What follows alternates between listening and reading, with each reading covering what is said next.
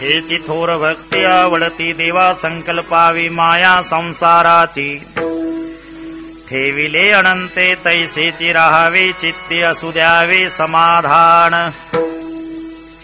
वाहिल्या उद्वेग दुःखाचे केवळ भोगणे ते फळ संचिताचे तुका म्हणे घालू तयावरी भार वाहू हा संसार देवा पायी ठेविले अनंते तैसेची राहावे चित्ते असू द्यावे समाधान पांडुरंगा करू प्रथम नमन पांडुरंगा करू दुसरे चरणा संतांचिया दुसरे चरण संतांचिया दुसरे चरण संतांचिया त्यांच्या कृपादाने कथेचा विस्तार त्यांच्या कृपादाने कथेचा विस्तार आवाज सद्गुरु दास तुका आवाज सद्गुरु दास तुका आवाज सद्गुरु दास तुका ओम नमो ज्ञानेश्वरा करुणाकरा धडाडा तुमचा अनुग्रह लाधलो पावन झालो चराचरी मी कळा कुसरी काहीच नेने बोलतो वचने अतिभाविका प्रथम नमन करू गणनाथा उमा शंकराच्या सुताचरणावरी ठेवणे माथा साष्टांगी आता दंडवत दुसरी वंदू सारजा जिचे तुरणाचे आत्मजा वाक सिद्धी पाविजे सहजादीच्या चरणवजा दंडवत आता वंदू देव ब्राह्मण ज्यांची पुण्य पावन प्रसन्न होती श्रोते जनतया माहे दंडवत आता वंदू साधू सज्जन नित्य हृदय हरीचे ध्यान विठ्ठल नाम उच्चार जनतया माहे दंडवत आता नमुरंग भूमिका कीर्तने उभे होते लोका टाळे मृदंग श्रोते देखातया माहे दंडवत ऐसे नमन करुणी सकळा हरिकथा बोली बोबड्या बोला ज्ञानी म्हणून पुल्या पाळा चालवी सकळा नामा म्हणे विठ्ठल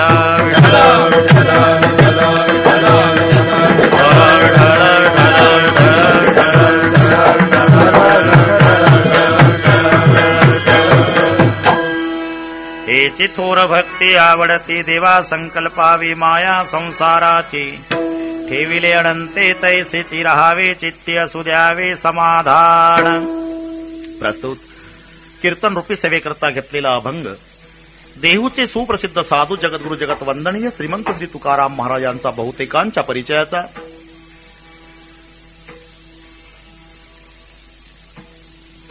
मनुष्य देह प्राप्त झाला प्रत्येकाला शरीर मानवाचं मिळालं ते पुढचे सर्व जन्म संपवण्यासाठी त्यालाच वेदांताच्या भाषेत जन्माभावरूप मोक्ष म्हणतात पुढच्या सर्व जन्मांचा अभाव ही क्षमता ज्या देहात आहे तो मानव देह आहे माऊलीच्या भाषेत तैशीची येणे शरीरे शरीरा येणे सरे किंबहुना यरझारे चिरापडे त्याची सरली यरझार झाला सफळ व्यापार यरझार संपवण्याची क्षमता मानव देहामध्ये आहे आणि यरझार संपवण्यासाठी देह मानवाचा मिळालेला आहे पुढे सर्वात मोठं दुःख म्हणजे जन्माला येणं आणि मरणं पुनरपि जननम पुनरपि मरणम पुनरपि जननी जठरे शेणम यह संसारे याला सर्वात मोठं असं दुःख म्हटलेलं आहे मग माणसाला मरावं का लागतं जन्म झाला म्हणून जन्माला का यावं लागतं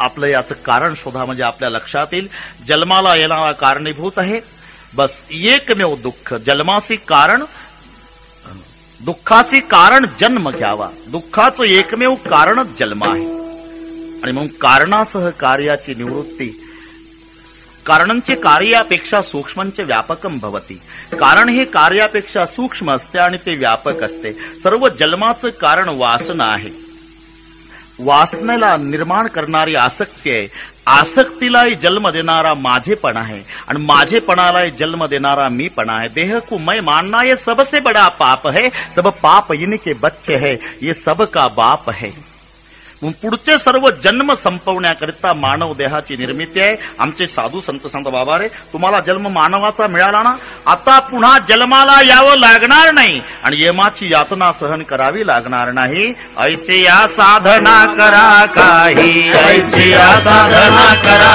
काही ऐसे या साधना करा काही जेने नोहे जन्म यमाची यातना हे जन्म यमाची यातना जेने नोहे जन्म यमाची यातना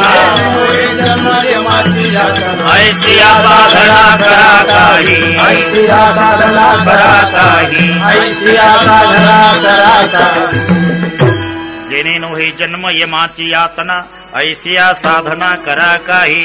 आता जन्माला यावं लागणार नाही आणि मग मरावं लागणार नाही, यमाची यातना सहन करावं लागणार नाही, ऐसिया साधना करा काही.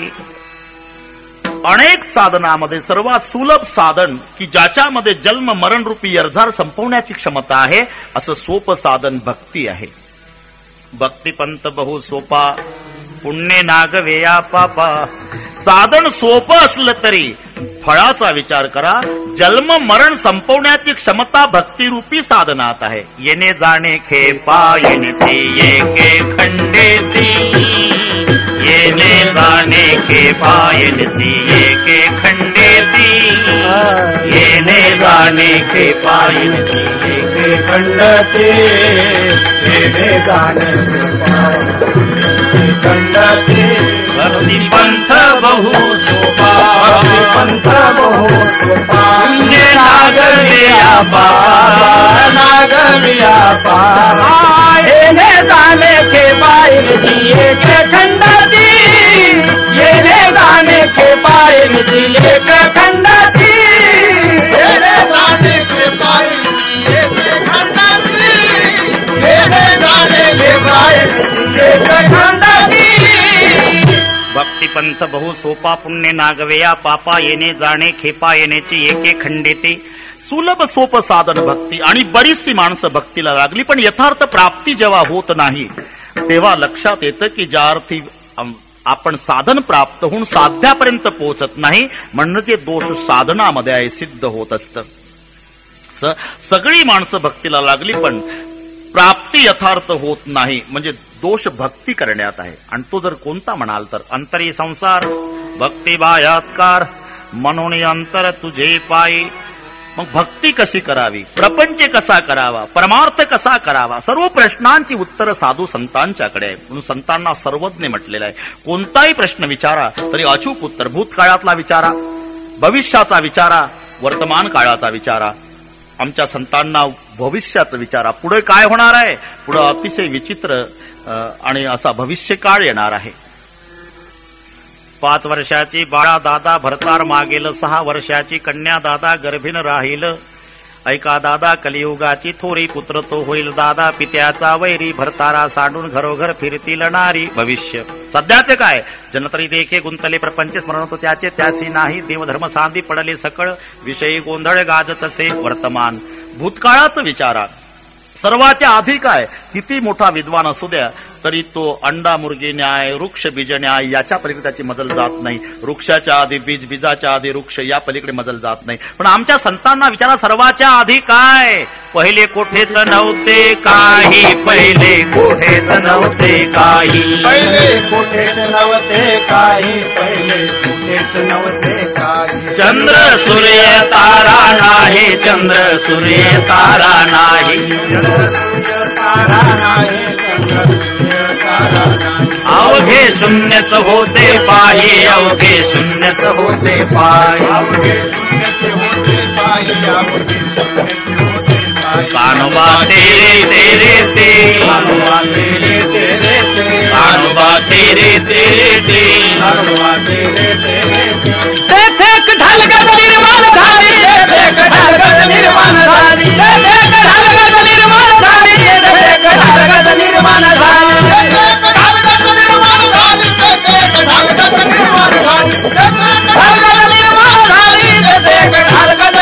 झाली. पहिले कुठेच नव्हते काही. चंद्र सूर्य तारा नाही. अवघे शून्यच होते पाही. कानोबा तेरे तेरे ते. शून्य होतं, नाम काहीच नव्हतं असं नाही, काहीतरी होतं पण त्याला काहीच म्हणता येत नव्हतं, असंच हे होतं. ते शून्य नाम ब्रह्म होतं. तिथे एक ढालगज निर्माण झाली, नाम माया. तिने पाय एवढी ख्याती केली अमरपुरी, तिची घरकुली. कानोबा तेरे तेरे ते. म्हणून भूत भविष्य वर्तमान कोणताही प्रश्न विचारा तरी अचूक उत्तर आमच्या संतांच्याकडे आहे. जेव्हा कबीर महाराजांच्याकडे काही नास्तिक मंडळी, आस्तिक मंडळी सगळी येत असे. एकदा कबीरजीकडे एक ग्रहस्थ आला. वेळ दुपारची आहे. कबीरजी मला लग्न करायचं आहे. मग बायको कशी असावी? दुपारची वेळ आहे, वैशाख महिना, स्वच्छ ऊन पडलेलं घरामध्ये बायको कबीरजी महाराज आपल्या पत्नीला आवाज देतात, कंदील पेटवून आणा. कंदील पेटवून आणला, आत निघून गेली. सांगितलंय लग्न करणाऱ्या बायको अशी असावी. यार टोपी काढून डोकं खाजवलंय, दिवसा रॉकेलचं वाटण, ही धुरदाणी कशाला असावी. अरे तसं नाही बाबा, दुसरी जर असती तर आतून विजेसारखी कडाडली असती. डोकं फिरलं कान, पागल झाला कान, डोळे तुमचे फुटले का, दिसत नाही का दिवसा, कंदील लागतोच कशाला. पण मुखाट्यानं कंदील आणून ठेवला. गुज पुसावे संतासी, पत्नी असावी जैसी दासी, लाड देता तेसी वाटा फिटे अनंत जन्माचा. कोणताही प्रश्न विचारा. तसं एकदा कबीर महाराजांच्याकडे काही शेतकरी आले. नमस्कार केला. कुठले आपण? खूप लांबचे आहोत. कशा करता आलात? महाराज आम्ही शेतकरी माणसं आहोत, पण जन्म मरण रूपी यर्झार संपवण्याची क्षमता भक्तीमध्ये आहे, आणि ती भक्ती कशी करावी हे तुम्हाला विचारण्यासाठी आलो. बरं तुम्ही करता काय? आम्ही शेती करतो महाराज. शेतीत काय करता? कांदे, बटाटे, वांगे, रताळू. बरं वांगे कांदे कसे काय ते तुम्हाला नाही कळणार महाराज. ते गादी वाफ्यामध्ये आधी कांद्याचं वांग्याचं बी टाकायचं असते. बरं मग,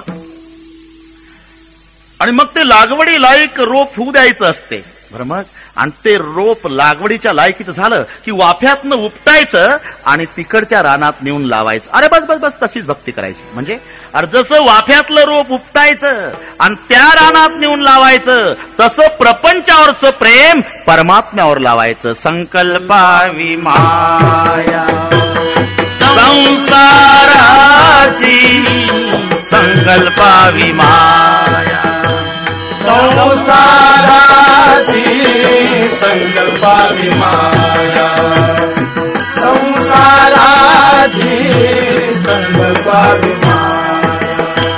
हे चिथोर भक्ती आवडते देवा,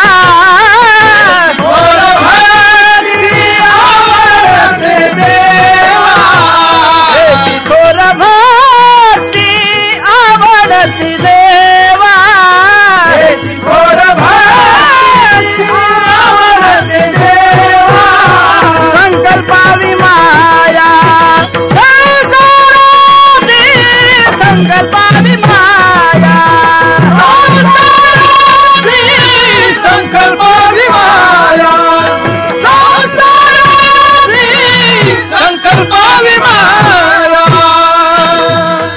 इधर का उखाड़ना और इधर लगाना, बस इसे भक्ति कहते हैं. जितना चित्त हराम पर उतना परमार्थ पर होय, तो चला जाय बैकुंठ पलान पकडे कोय.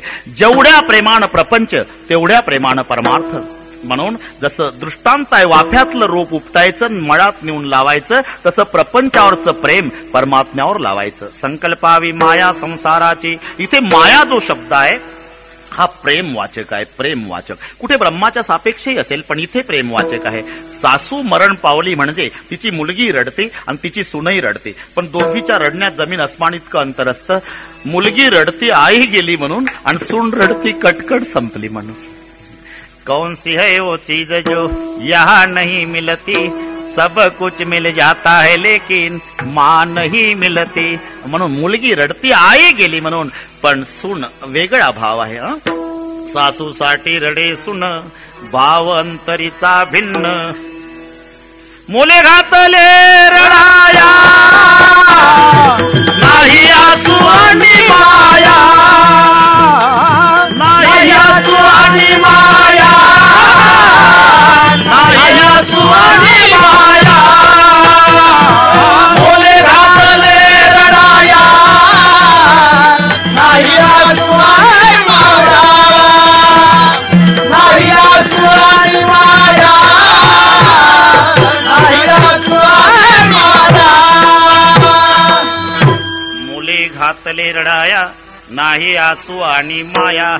डोळ्यात अश्रूही नाही आणि माया म्हणजे प्रेमही नाही. बस माया शब्दाचा अर्थ प्रेम आहे. किंवा तुम्ही पंढरपूरला गेला म्हणजे चंद्रभागेच्या वाळवंटामध्ये तुमच्या पुढे एक बाबा आलात म्हणून समजा. तुमची आंघोळ झाली, कपडे बदलत असला की तुमच्या पुढे एक बाबा येऊन उभा राहतो. कवड्याची माळ, डोक्यात टोप, हातात छोटा मंजिरा अंगरखा. आळंदीच्या ज्ञानोबाला, जेजुरीच्या खंडोबाला, देहूगावच्या तुकारामाला, पंढरीच्या पांडुरंगाला. जाळा वाचून कड नाही, माया वाचून रड नाही. इथे जो माया शब्द आहे हा प्रेम वाचक आहे. म्हणून या अभंगामध्ये शब्द आलेला आहे संकल्पावी माया संसाराची. जेवढ्या प्रेमानं प्रपंच तेवढ्या प्रेमानं परमार्थ हेची थोर भक्ती आवडती देवा संकल्पावी माया संसाराची संकल्पावी माया संसाराची संकल्पावी माया संसाराची विठोबा रखुमाई विठोबा रखुमाई विठोबा रखुमाई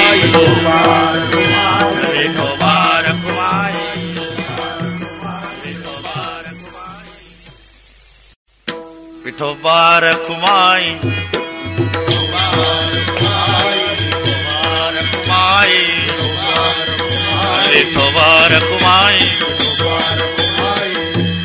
जेवढ्या प्रेमान प्रपंच तेवढ्याच प्रेमान परमार्थ संकल्पावी माया संसाराची हेची थोर भक्ती आवडती देवा.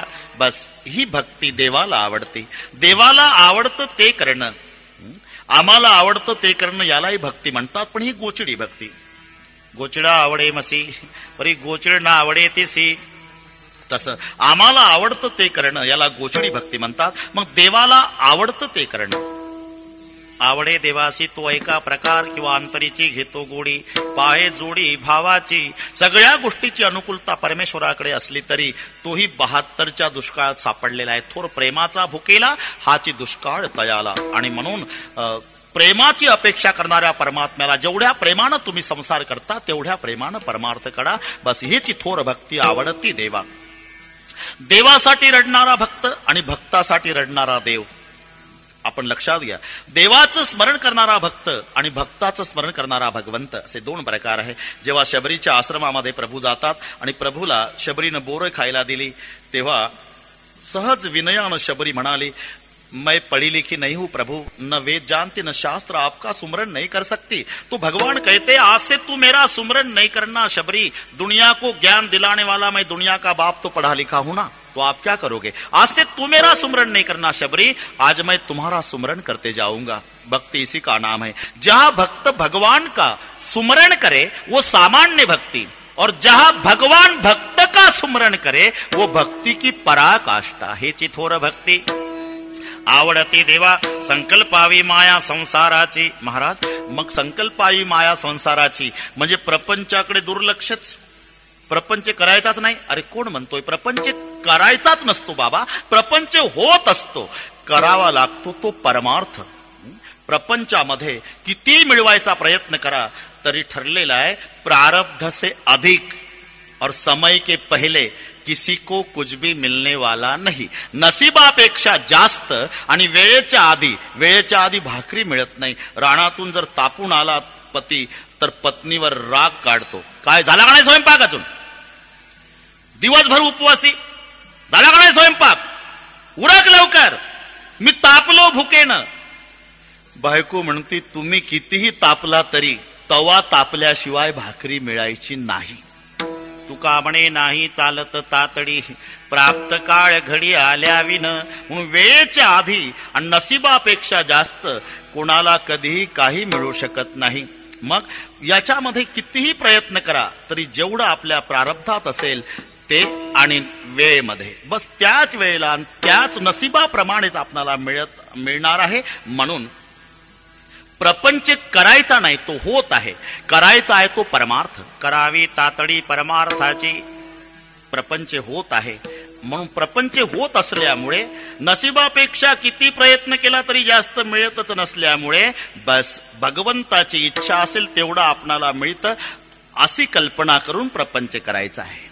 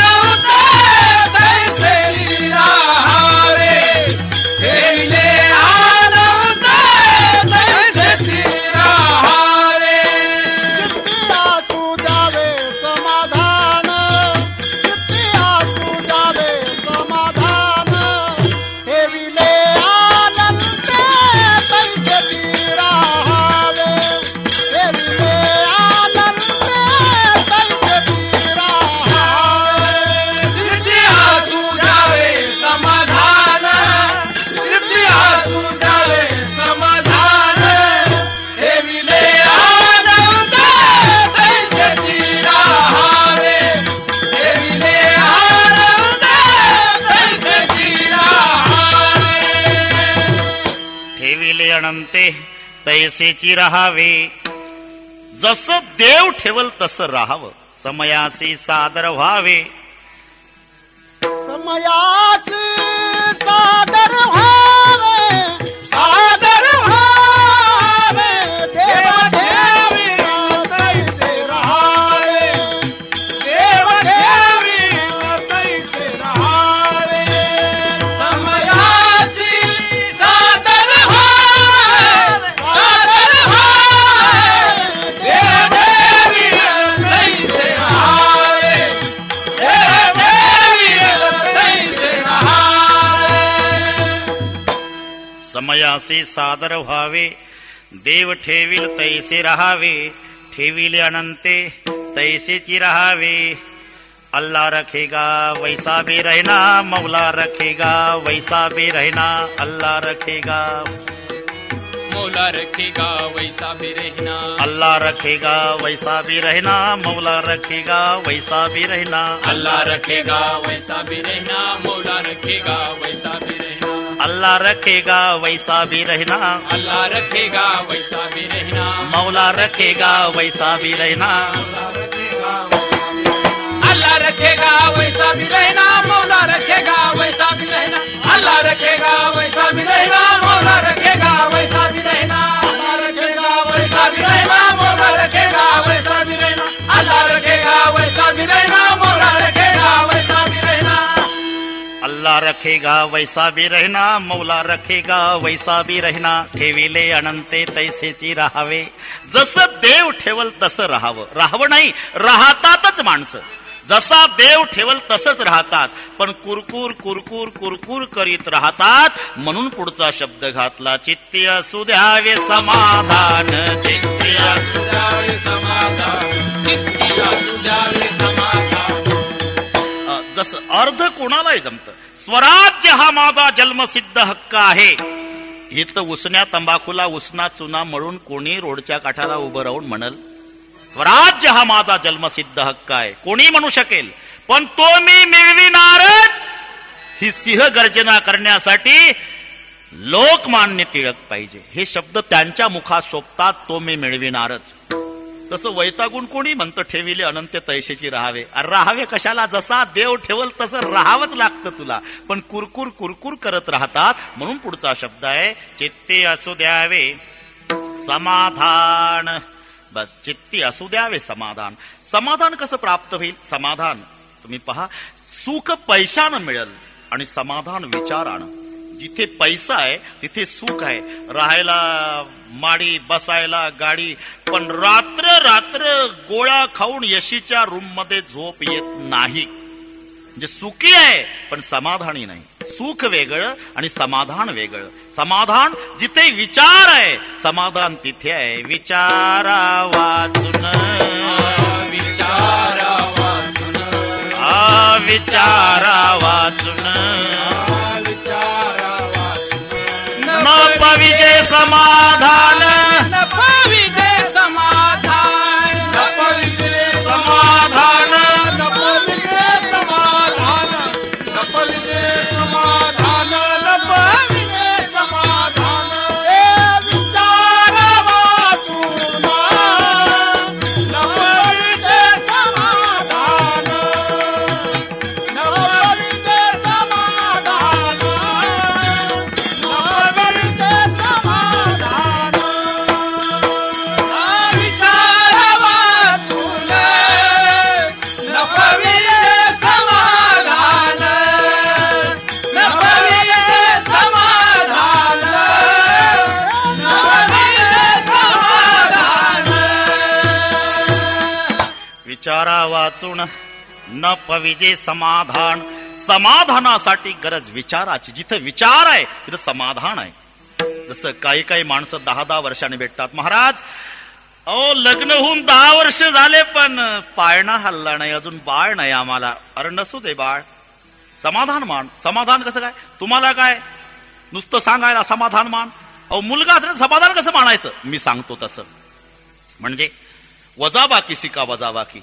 याची टोपी त्याच्या डोक्यात, त्याची याच्या डोक्यात, दोघाची. आपल्या डोक्यात काळ्याचं पांढरं वाटोळ्याचं चौकोनी डोळ्यात तेल घालून संसार केला. ज्या बापानं 3 मजली इमारत बांधून ठेवली, एकुलता एक मुलगा त्याचा भर समाजात चौकात बापाच्या कमरड्यात जोड्या भरली लाद घालतो, त्याच्याकडे बघ, मग तुला वाटल देवा मला अजिबात नाही होऊ दिलं, ही मेहरबानी. चित्ती असू द्यावे समाधान,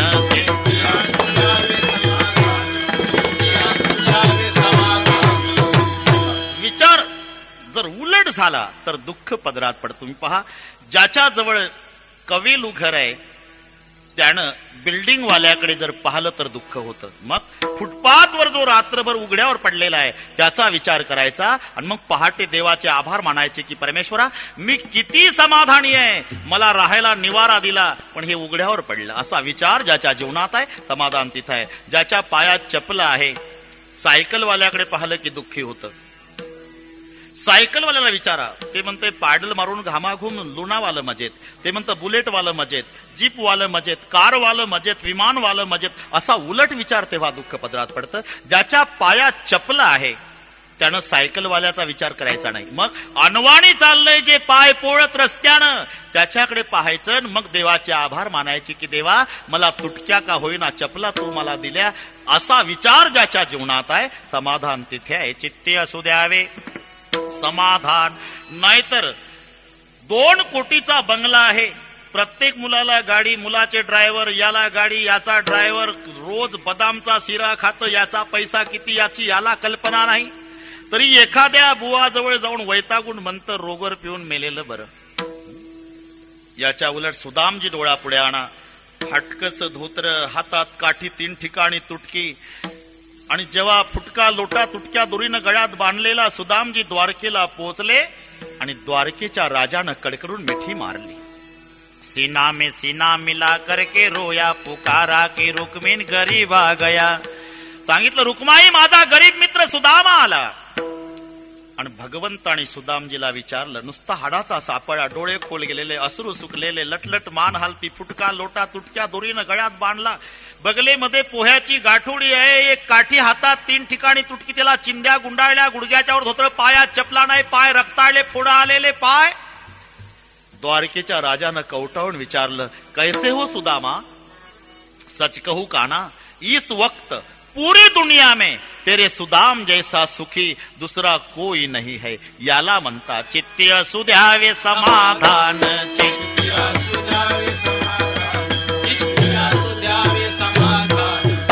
नाही तर याची 2 मजली इमारत आहे, गॅलरीमध्ये बसतं, शेजारच्या 3 मजल्याकडे पाहतं आणि मग माझे कधी पुन्हा 1 मजला चढल असं जन्मभर विचार करत. असा उलट विचार केला, त्याच्या 3 मजल्यातून याचे 2 वजा करतं आणि उरलेला माझा मजला कधी चढल या बाबतीत जन्मभर दुःखी होतं. असा जर उलट विचार केला तर जन्मभर तुझ्या पदरात दुःख पडणार आहे. कारण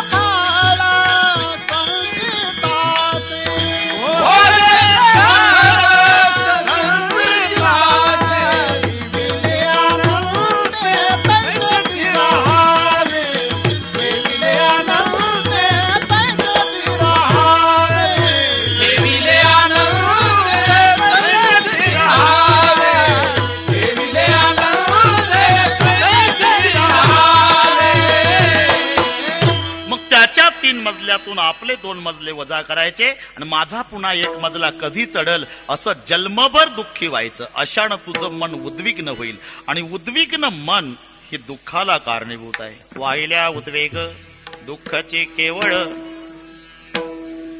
भोगणे ते फळ संचिताचे. हो ठीक आहे महाराज, पण तरी प्रश्न पडतोच ना, का मला 4 मुलं, त्याला 4 मुलं, त्याची शेती तेवढीच, माझी शेती तेवढीच, त्याचं 1 दुकान, माझं 1 दुकान, त्याची जनावरं तेवढी, माझी जनावरं, त्याच्याकडे जीपगाडी, माझ्याकडे जीपगाडी, त्याच्याकडे जी साधनं तेवढी, माझ्याकडे साधनं. हे सगळे असल्यानंतर पुन्हा मनात येतं की माझा 1च बंगला कसा आणि त्याचे 4 कसे. अरे याचंच उत्तर आहे. त्याच्या नशिबानं त्याचे 4 बंगले आहे आणि तुझ्या नशिबानं तुझा 1 बंगला आहे. भोगणे ते फळ संचिताचे, भोगणे ते फळ संचिताचे, भोगणे ते फळ संचिताचे.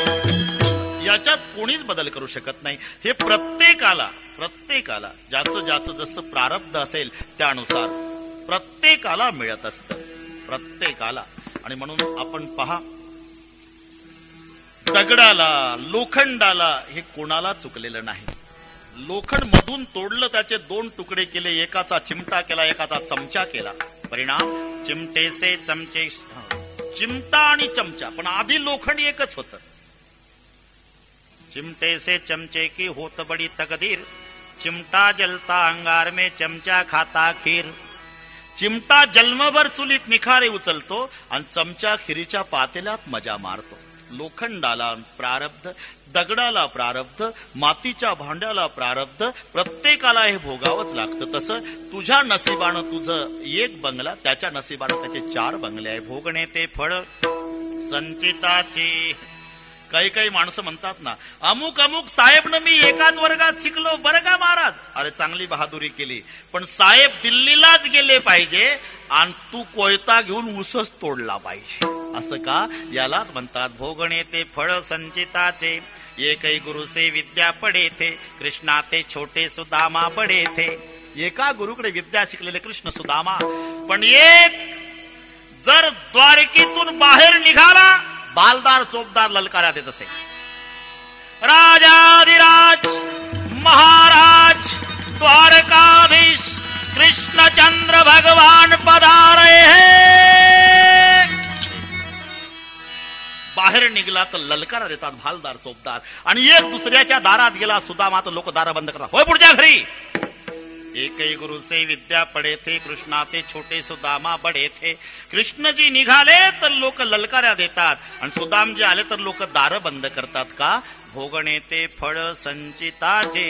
एका गुरुकडे विद्या शिकले, पण त्याच्या संचितानं तो द्वारकेचा राजा झाला आणि याच्या संचितानं हा जन्मभर भिकारी राहिला. भोगणे ते फळ संचिताचे. महाराज हे सगळे पटलं जवळजवळ. मग आम्ही नेमकं काय करायला पाहिजे हे पहा. प्रपंच होतच असतो, परमार्थ करावा लागतो. एकदा परमार्थ करायला लागला तुम्ही की त्याची सगळी तुझी चिंता त्याशी सर्व आहे. मग भगवंताचंही ठरलेलं आहे, भगवंताचं ठरलेलं आहे. त्याच्यावर जबाबदारी टाकल्याशिवाय तो आपल्या प्रकरणात लक्ष घालत नाही. नाहीतर आपण विचार करा, द्रौपदीला केस धरून सभेत फरफटत ओढत आणलं दुःशासनाने. तेव्हा द्रौपदी बघू लागली, भीष्म न्याय देतील, द्रोण न्याय देतील, कृपाचार्य न्याय देतील. नंतर वाटलं माझ्या 5 पतीपैकी एखादं उठल. नंतर वाटलं माझ्या बाहुबलानं माझं रक्षण करील. पण नाईलाज झाला आणि शेवटी देवाला हाक मारली. देव आले. देवाला द्रौपदीने विचारलं, देवा वेळ का सखळ्या लावियला. द्रौपदे मी आधीच आलो होतो, पण बघत होतो. तू आधी भीष्माकडे बघत होती, नंतर द्रोणाचार्याची अपेक्षा, कृपाचार्याची. नंतर वाटलं तुला 5 पतीपैकी एखादं उठल. नंतर वाटलं तुला स्वतःच्या बाहुबलानं माझं रक्षण करील मी स्वतः. तोपर्यंत मी लक्ष घातलं नाही. आणि मग जेव्हा मला हाक मारली तेव्हा धावून आलो. का? माझं ठरलेलं आहे. तुका म्हणे भार घातलिया वरी होईल कैवारी नारायण. परमेश्वरावर भार घातल्याशिवाय परमेश्वर प्रकरणात आमच्या लक्ष घालत नाही. म्हणून महाराज म्हणतात, तुका म्हणे घालू, तुका म्हणे घालू तयावरी भार, तुका म्हणे घालू, तुका म्हणे घालू, तुका म्हणे घालू तयावरी भार, तुका म्हणे घालू.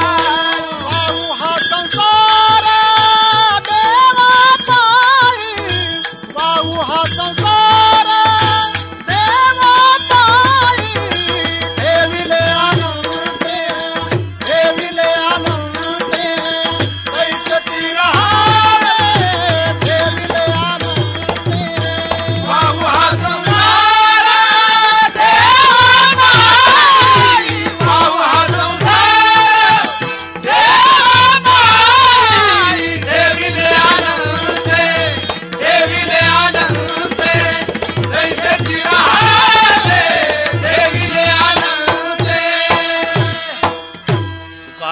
भार घातल्यावरी होईल कैवारी नारायण.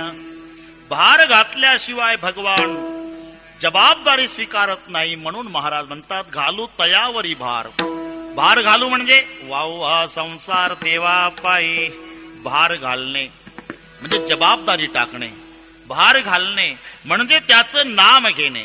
नाहीतर लागू पुरता बरोबर प्रमाणाचा उपयोग माणसं करून घेतात.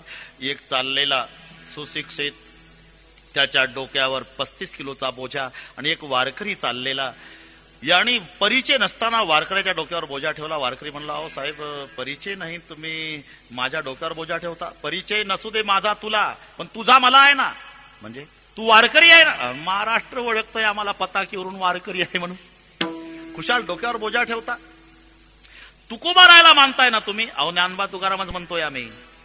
मग तुमच्या संताचाच कायदा आहे काय. तुका म्हणे माझे तुम्हा संतावरी वजे, अंचाला आता देहूपर्यंत.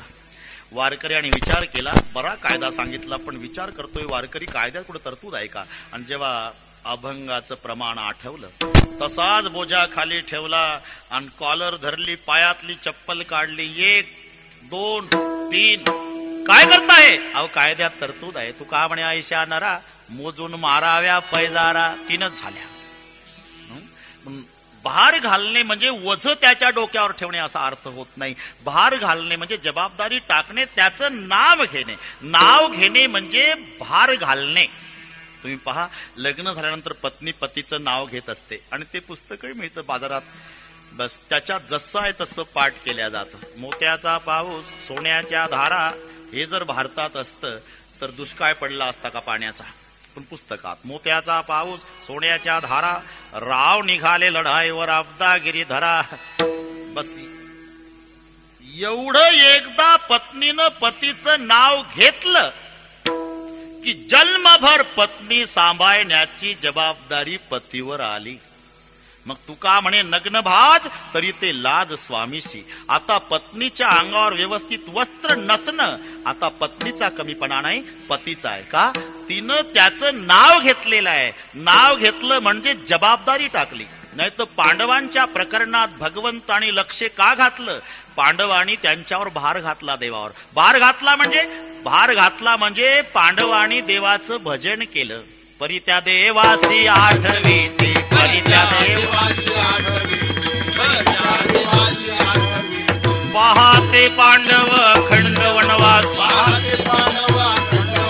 पहाते पांडव खंड वनवास, परी त्या देवासी आठवी ते.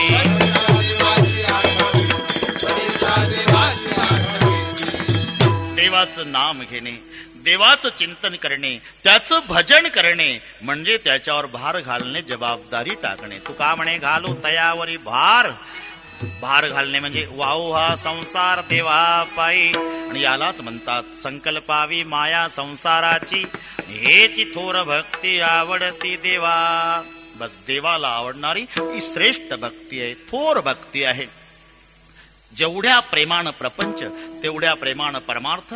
बस याचं नाव थोर भक्ती म्हटलेलं आहे. आणि म्हणून विदुर काका बरेच दिवस झाले दर्शन प्रभूचं नाही, व्याकुळ झालेले होते. आणि जेव्हा वृंदावनला येतात तिथे उद्धवासोबत भेट झाली आणि उद्धवजीला विदुर काकाने विचारलं, उद्धव बहुत दिन से तरस रहा हूं, हमें बताइए कि मेरे गोपाल कृष्ण का दर्शन कहां और कब होगा.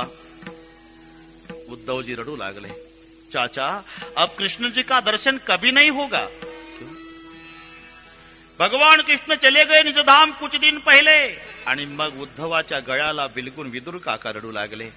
रोना नहीं चाचा, रोना नहीं, सबसे ज्यादा भाग्यशाली आप है. मैं कैसा भाग्यशाली उद्धव, मुझे तो भगवान का दर्शन भी नहीं हुआ, तो भी भाग्यशाली. मतलब जाते समय भगवान के पास मैं था, भगवान ने मेरे पास पादुका दी थी चाचा, और भगवान की तरफ मैंने देखा तो भगवान के आंखों में आंसू थे. मैंने पूछा था, दुनिया रोने के बाद दुनिया का आंसू पोंछने का काम करने वाले आप, दुनिया के मालिक, दुनिया छोड़ते समय क्यों रो रहे हो. तो रोते रोते भगवान ने मुझे जवाब दिया था, उद्धव मैं दुनिया छोड़ के जा रहा हूं, लेकिन बहुत दिन हुए मेरे विदुर चाचा का दर्शन नहीं हुआ, और कभी मेरा विदुर चाचा मिलेगा उद्धव तो मेरे चाचा को कहना कि दुनिया छोड़ते समय चाचा, भगवान ने केवल तुम्हारी याद की थी, इसी का नाम भक्ति है। हेची थोर भक्ती आवडती देवा, संकल्पावी माया संसाराची। ज्ञानेश्वर माऊली, ज्ञानराज माऊली तुकाराम। ज्ञानेश्वर माऊली, ज्ञानराज माऊली तुकाराम। ज्ञानेश्वर माऊली, ज्ञानराज माऊली तुकाराम। ज्ञानेश्वर माऊली, ज्ञानराज माऊली तुकाराम। ज्ञानेश्वर माऊली, ज्ञानराज माऊली तुकाराम। ज्ञानेश्वर माऊली, ज्ञानराज माऊली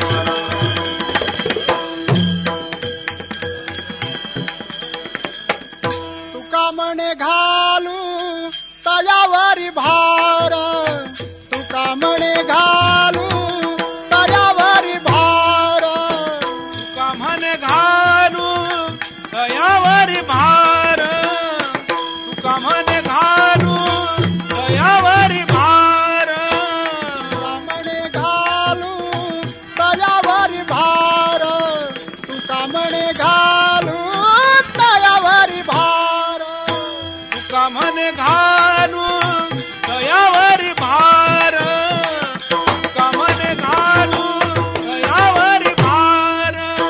वाहू हा संसार देवा पायी, वाहू हा संसार देवा पायी, ठेविले अनंते कैजती रहावे, ठेविले अनंते कैजती रहावे.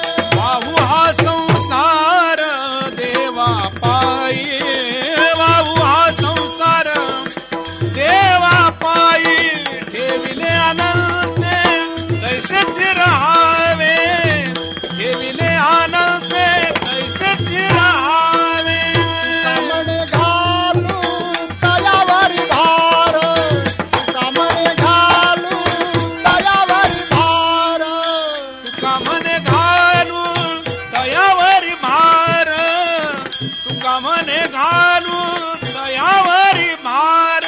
वाहू हा संसार देवा पायी, वाहू हा संसार देवा पायी, ठेविले अनंते कैसेती रहावे, ठेविले अनंते कैसेती रहावे. वाहू हा संसार देवा पायी, वाहू हा संसार देवा पायी, ठेविले अनंते कैसेच रहावे, ठेविले अनंते कैसेच रहावे.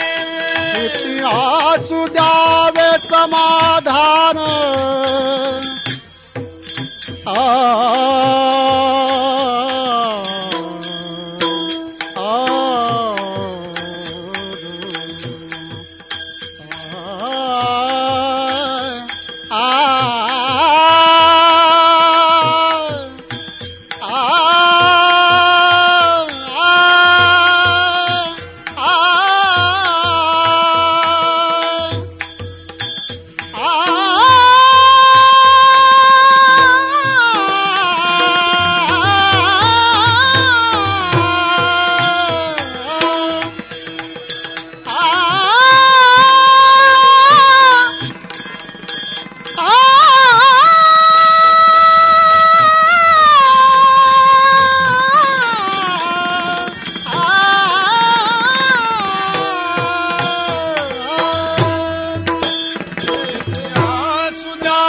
समाधान, आ